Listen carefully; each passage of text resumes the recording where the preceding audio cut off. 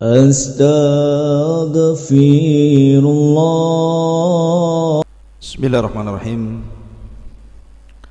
Assalamualaikum warahmatullahi wabarakatuh. Alhamdulillah wassalatu wassalamu ala Rasulillah wa ala alihi wa sahbihi wa mawalah wa la hawla wa la quwata illa billahi wa ba'du. Qala Allahu azza wa jalla ya ayyuhalladzina amanu taqullaha haqqa tuqatih wa la tamutunna illa wa antum muslimun, amma ba'du.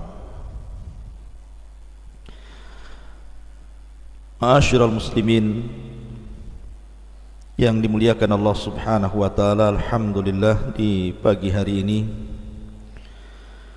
dengan izin Allah subhanahu wa ta'ala kita bisa kembali duduk untuk bertalabul ilmi walaupun lewat media Jabal Uhud.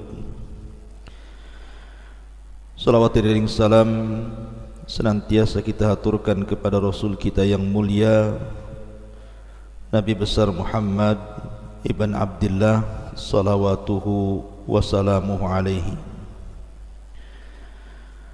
Lanjutkan kajian kita masih membahas tentang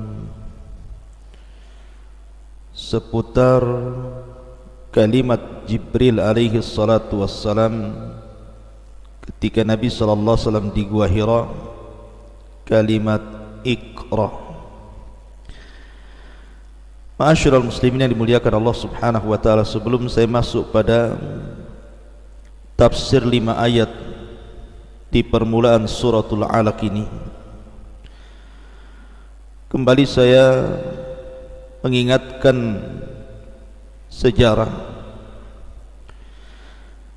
bahwa ketika Nabi sallallahu alaihi wasallam berangkat menuju Gua Hira, maka di perjalanan Nabi sallallahu alaihi wasallam dikagetkan dengan ucapan salam yang berasal dari bebatuan dan juga pepohonan. Dan itu disebutkan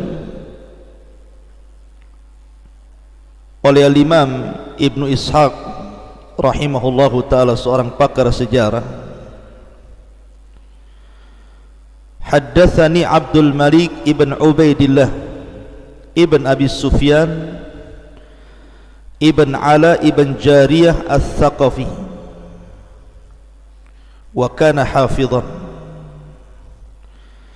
telah menceritakan kepadaku, kata Ibnu Ishaq, Abdul Malik Ibn Ubaidillah Ibn Abi Sufyan Ibn Ala Ibn Jariyah Al-Thaqafi, dan dia seorang hafid,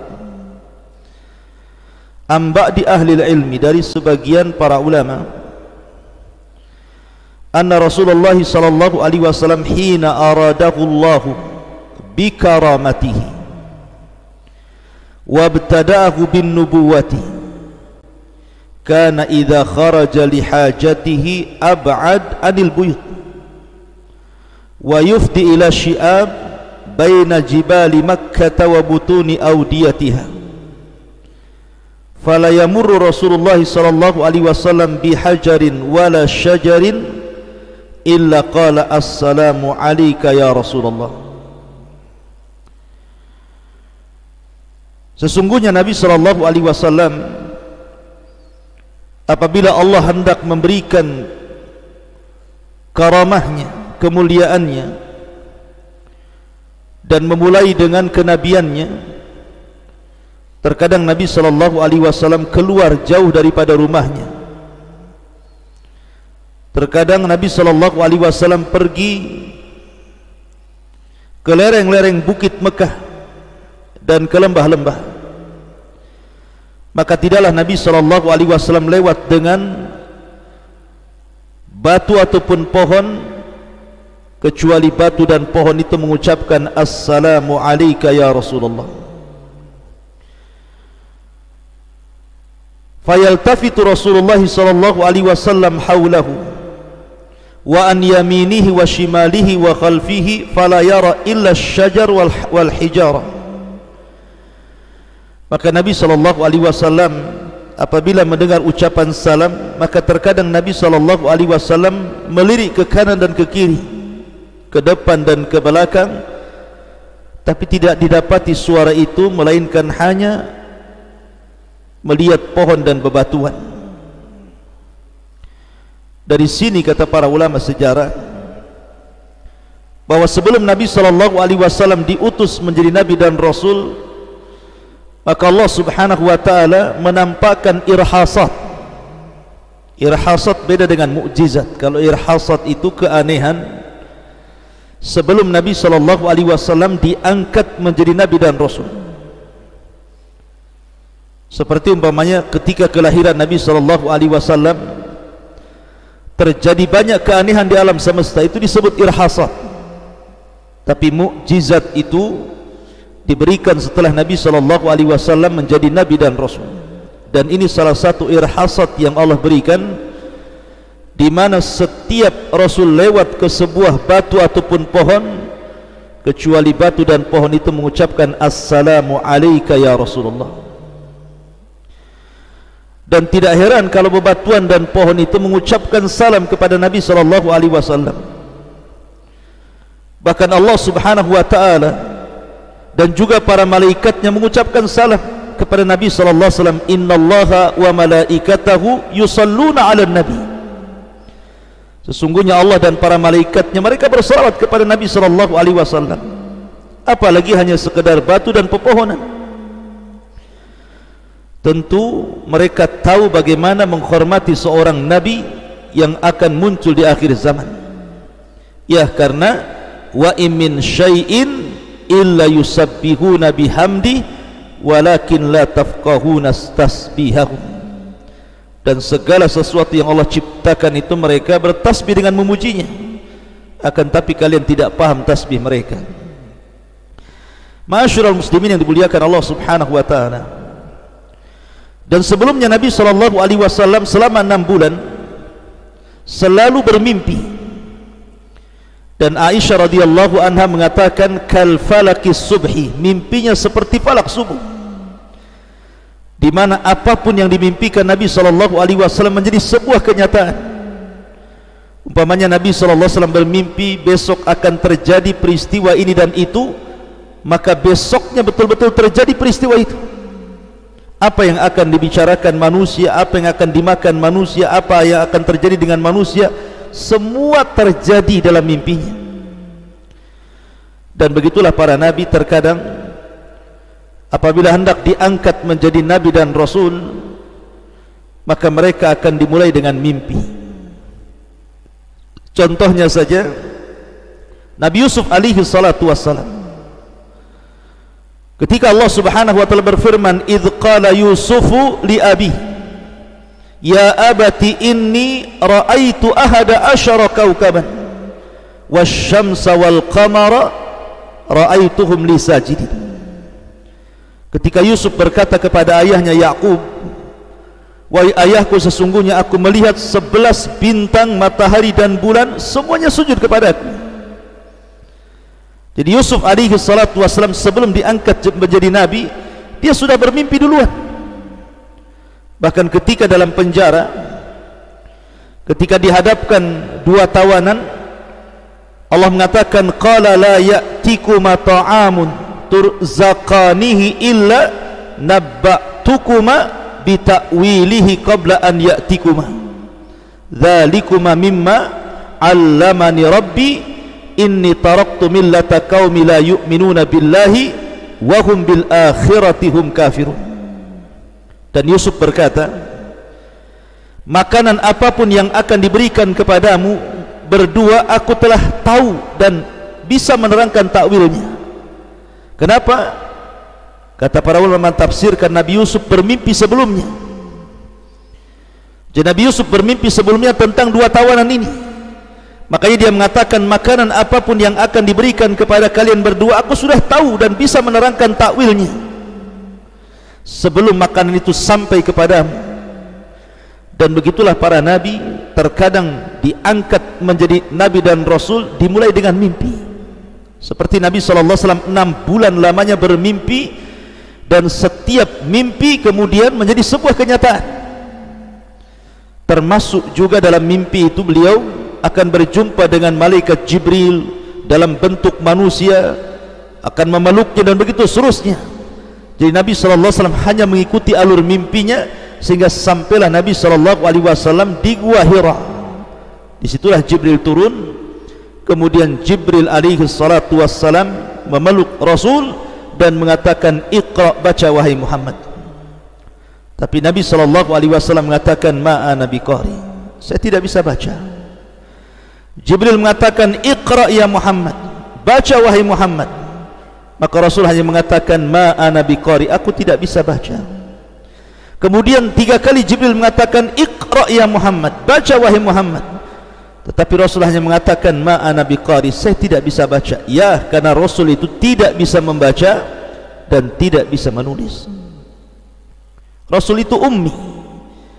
Sebab kalau seandainya Nabi SAW bisa membaca atau bisa menulis, nanti wahyu Allah Subhanahu wa ta'ala yang akan turun kepada Rasul akan dipersangkakan manusia bahwa itu bukan dari Allah. Bisa saja Nabi SAW membaca Taurat, membaca Injil, membaca Zabur, kemudian menyadur dari kitab-kitab itu, kemudian membuat Al-Quran. Tapi dengan tidak bisa membacanya Rasul, dengan tidak bisa menulisnya Rasul, maka memang wahyu itu datang dari Allah Subhanahu wa ta'ala. Nazala bihi ruhul amin, yang diturunkan oleh Jibril alaihi salatu wassalam ala qalbika, kepada hatimu wahai Muhammad, agar engkau termasuk mungzirin, orang-orang yang memperingatkan manusia. Litakuna minal mungzirin. Ma'asyiral muslimin yang dimuliakan Allah Subhanahu wa ta'ala. Lalu apa yang dibaca Jibril? Inilah yang kita akan bahas di pagi hari ini, tentang 5 ayat dalam suratul Alaq ini. Maka Jibril mengatakan kepada Rasul sallallahu alaihi wasallam, Iqra bismi rabbikal ladzi khalaq, khalaqal insana min 'alaq, Iqra wa rabbukal akram alladzi 'allama bil qalam, 'allamal insana ma lam ya'lam. Iqra, bacalah, bismi rabbika, dengan nama Rabbmu, alladzi khalaq, yang telah menciptakan. Di sini Allah Subhanahu wa ta'ala memulai 5 ayat pertama dalam surah Al-Alaq ini. Inilah Quran pertama yang turun ke bumi, suratul Alaq. Sebelumnya tidak ada satupun ayat dalam Al-Quran turun kepada Nabi SAW kecuali suratul Alaq ini. Dan Allah menyebut dengan bismi rabbik, menyebut nama Rabb. Artinya Allah Subhanahu wa ta'ala hendak memulakan dengan kalimat yang akan membuka setiap lembaran-lembaran surat di dalam Al-Quran. Karena setiap kita membaca Al-Quran, pasti kita dianjurkan membaca Bismillahirrahmanirrahim, dengan menyebut nama Allah. Allah Subhanahu wa ta'ala hendak memulai dengan mengingatkan bahwa pentingnya seseorang menyebut nama Allah Subhanahu wa ta'ala. Dalam kalimat bismi rabbik, di sini ada huruf ba. Dalam ilmu nahwu disebut harfu jarrin, huruf jar yang mengkasrahkan kalimat setelahnya. Dan ba di sini memiliki 2 makna. Pertama, ba di sini artinya al-isti'anah, seolah-olah Allah Subhanahu wa ta'ala berfirman, bacalah wahai Muhammad dengan meminta pertolongan kepada Allah dengan menyebut nama Rabbmu. Ini makna yang pertama. Dan makna yang kedua, maknanya ala. Artinya, bacalah wahai Muhammad atas izin Allah dengan menyebut nama Rabbmu. Persis seperti apa yang dikatakan oleh Nuh alaihi salatu wassalam di dalam Al-Quranul Karim, wa qala rkabu fiha bismillahi majreha wa mursaha inna rabbi laghafurur rahim. Dan Nuh pun berkata, naiklah kamu sekalian ke dalam perahu tersebut dengan izin Allah Subhanahu wa ta'ala, dengan menyebut nama Allah di waktu berlayar dan di waktu berlabuh. Sesungguhnya Tuhanku benar-benar Maha Pengampun lagi Maha Penyayang. Dan ada juga yang mengatakan bahwa di antara faedah huruf ba adalah litabarruk, supaya kita mendapatkan berkah. Artinya siapapun yang memulai dengan kalimat bismillah, setiap perbuatannya pasti diberkahi. Kalau anda makan, sebelum makan menyebut bismillah, maka makanan itu akan diberkahi Allah. Kalau kita bekerja, sebelum bekerja kita menyebut bismillah, maka pekerjaan itu akan diberkahi Allah Azza wa Jalla. Kalau kita hendak bicara, kemudian sebelum bicara kita menyebut bismillah, maka setiap kata-kata yang kita akan sampaikan itu diberkahi Allah Azza wa Jalla. Itulah pentingnya membaca basmalah. Makanya saya nasihatkan lewat media Jabal Uhud ini, anda yang hari ini akan bekerja dari rumah, entah ke kantor, entah anda bekerja yang ada di jalan-jalan seperti ojek, taksi dan yang lainnya, atau anda seorang nelayan yang hendak berlayar, maka jangan lupa membaca bismillah. Karena minimalnya ada dua perkara, setiap pekerjaan itu ada risiko. Nelayan bisa tenggelam, mungkin ojek taksi bisa ditabrak atau bisa nabrak, mungkin anda di kantor juga sama, mesti ada risiko dalam pekerjaan itu.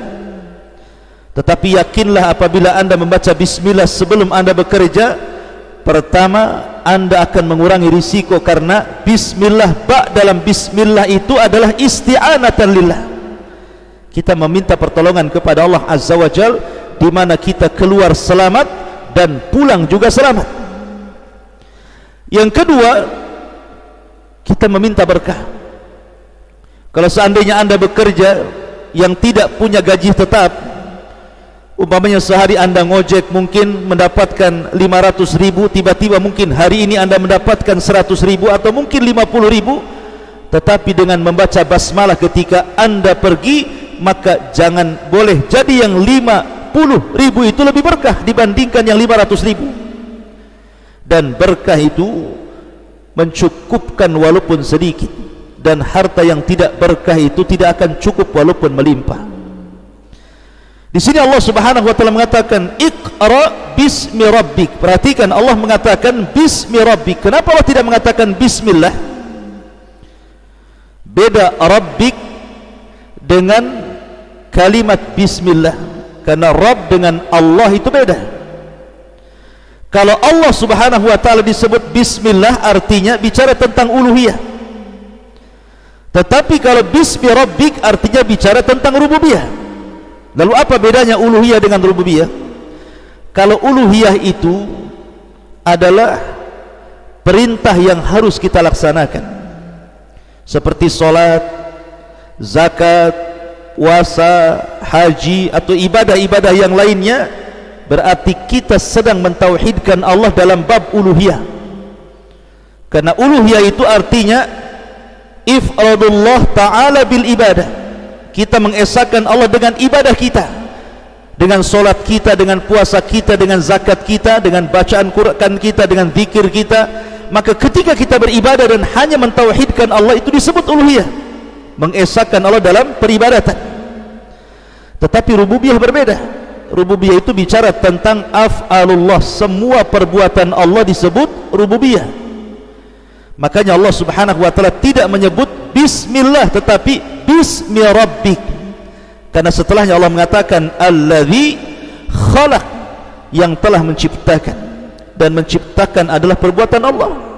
Memberikan rizki perbuatan Allah, menghidupkan, mematikan, membinasakan, semua perbuatan Allah. Jadi rububiyah itu artinya ifradullah ta'ala bi af'alihi, mengesahkan Allah dengan seluruh perbuatannya. Maka kita katakan tidak ada pencipta kecuali Allah, tidak ada penghidup kecuali Allah, tidak ada penghancur kecuali Allah, tidak ada yang memberikan rizki kecuali Allah, dan begitu seterusnya. Dan di sini Allah Subhanahu wa taala menyebut bismi rabbik karena ini ayat pertama yang turun kepada Rasul. Karena belum ada perintah solat masalahnya, Belum ada perintah zakat, belum ada perintah puasa, belum ada perintah apapun, belum ada perintah ibadah. Makanya ayat yang pertama Allah katakan Iqra bismi rabbik, bukan Iqra bismillahi alladzi khalaq. Sebab kalau seandainya bismillahi bukan bismi rabbik, harus ada perintah ibadah. Sementara belum ada ibadah yang diperintahkan Allah kepada Nabi SAW. Kemudian Allah mengatakan khalaqal insana min 'alaq. Dialah yang menciptakan manusia dari segumpal darah. Kalau kita perhatikan dalam hadis tentang asal penciptaan manusia, kita tahu bahwa hadis tentang penciptaan manusia itu dimulai dengan segumpal mani. Awalnya nutfatan, kemudian alaqatan, baru mudghah. Pertama segumpal mani 40 hari, kemudian segumpal darah 40 hari, kemudian segumpal daging 40 hari, maka genap 4 bulan baru ditiupkan roh. Tapi Allah Subhanahu wa taala tidak menyebutkan nutfah di sini. Allah hanya mengatakan khalaqal insana min 'alaq. Allah ciptakan manusia dari segumpal darah. Kenapa Allah Subhanahu wa taala tidak menyebutkan dari segumpal mani dulu, baru segumpal darah, baru segumpal daging, tetapi Allah langsung menyebutnya dengan kalimat alaq, segumpal darah?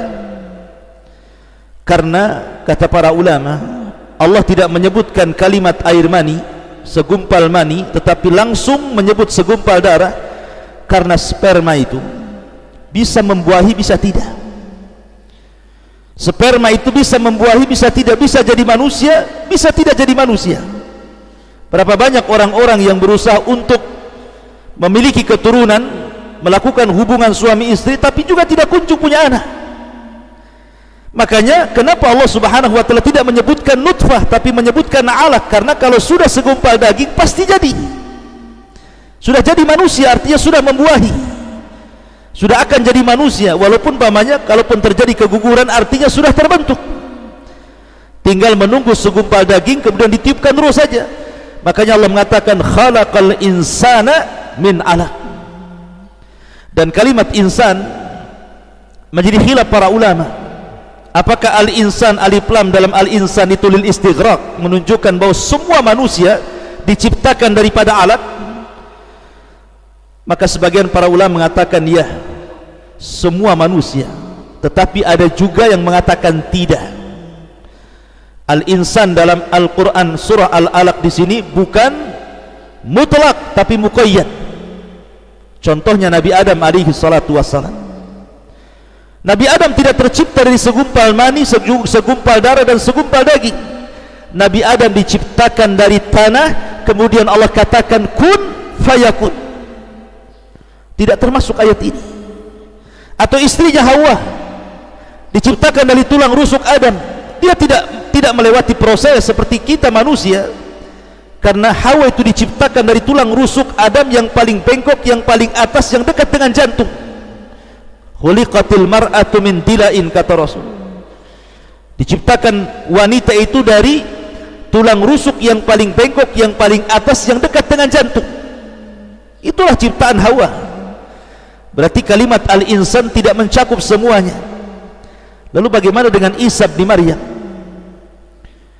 Isa sama dengan manusia yang lainnya, karena Isa itu ruhnya ditiupkan ke badan Maryam, ke rahim Maryam, sehingga sesuatu yang masuk ke dalam rahim, maka keumuman hadis Nabi SAW harus melewati fase-fase tadi, segumpal mani, segumpal darah, segumpal daging, kemudian ditiupkan ruh. Maka Isa juga seperti itu. Tetapi air mani yang dimasukkan ke dalam rahim Maryam itu dari kalimat kun fayakun, bukan dari seorang laki-laki, karena Maryam mengatakan lam yamsasni bashar, tidak ada satupun laki-laki yang menyentuhku. Makanya Allah mengatakan inna mathala Isa kamathali Adam khalaqahu min turab, sesungguhnya Isa sama dengan Adam diciptakan dari tanah. Kemudian Allah katakan kun fayakun, jadi maka jadilah.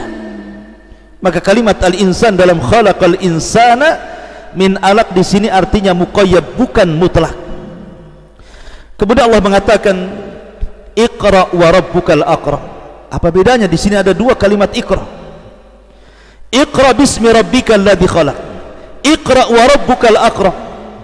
Ada dua Iqra di sini. Iqra yang pertama kata para ulama artinya hendak menjelaskan tentang ciptaannya. Tapi Iqra yang kedua hendak menjelaskan tentang karamnya Allah Azza wa Jalla, kebaikan Allah Azza wa Jalla, kedermawanan Allah Azza wa Jalla, kemuliaan Allah Azza wa Jalla. Makanya Allah mengatakan Iqra wa rabbukal akram. Bacalah wahai Muhammad, dan Rabbmu al-akram, maha mulia, maha baik, dan maha karam, maha pemberi. Ma'asyiral muslimin yang dimuliakan Allah Azza wa Jalla, kalimat akram adalah kalimat yang menunjukkan kebaikan Allah Subhanahu wa taala kepada makhluknya, di mana Allah Subhanahu wa taala dengan kalimat akram memberikan banyak nikmat kepada makhluknya, dan tidak ada nikmat yang paling besar setelah penciptaan Allah melebihi ilmu. Makanya Allah mengatakan alladzi 'allama bil qalam. Dialah yang telah mengajarkan dengan qalam. Dan ingat, ada 4 makhluk yang Allah Subhanahu wa taala ciptakan langsung dengan tangannya. Jadi ada 4 makhluk yang Allah Subhanahu wa taala langsung ciptakan dengan tangannya. Yang pertama, makhluk yang diciptakan dengan tangan Allah Subhanahu wa taala secara langsung, pertama surga Aden, Jannatu Adnin. Itu diciptakan dengan tangan Allah Azza wa Jalla.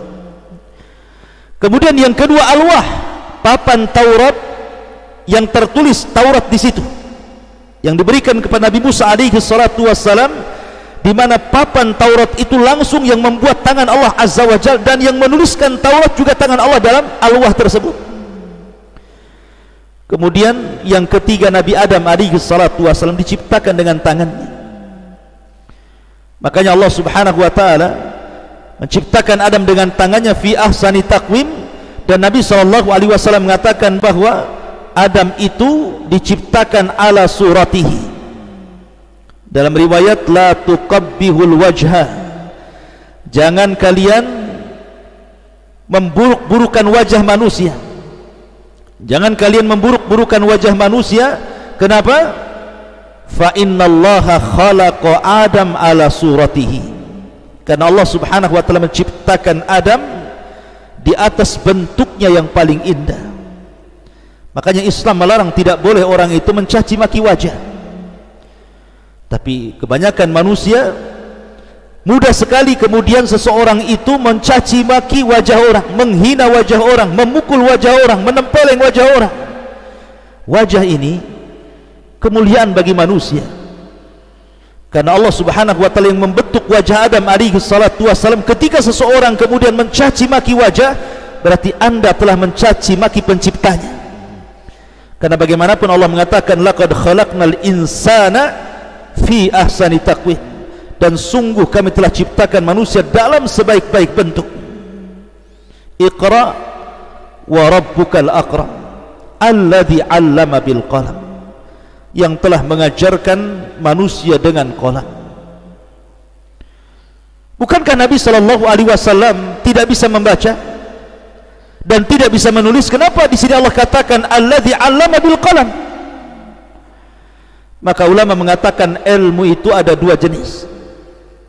Ada ilmu yang yahsulu bisababin, ada ilmu yang yahsul bi ghairi sababin. Jadi ada ilmu itu yang didapati dengan sebab, dan sebab itu salah satunya dengan pena menulis dan membaca. Tapi ada ilmu juga yang didapati tanpa sebab, seperti Nabi sallallahu alaihi wasallam. Walaupun dia tidak bisa membaca, tidak bisa menulis, dan dia termasuk ummi, tapi Allah Subhanahu wa taala ajarkan kepada Rasul, wa 'allamaka ma lam takun ta'lam, dan kami ajarkan kepadamu ya Muhammad sesuatu yang sebelumnya engkau tidak tahu. sama dengan Adam alaihi salatu wassalam. Wa 'allama Adam al-asma'a kullaha, dan Adam diajarkan Allah segala jenis bahasa yang ada di dunia ini. Kemudian Allah mengatakan 'allamal insana ma lam ya'lam, yang telah mengajarkan manusia sesuatu yang tidak tahu. Dari sini kata para ulama, Allah subhanahu wa ta'ala hendak memuliakan ilmu. Al-Imam Ibnul Qayyim rahimahullahu ta'ala ketika menyebutkan tentang faedah ilmu,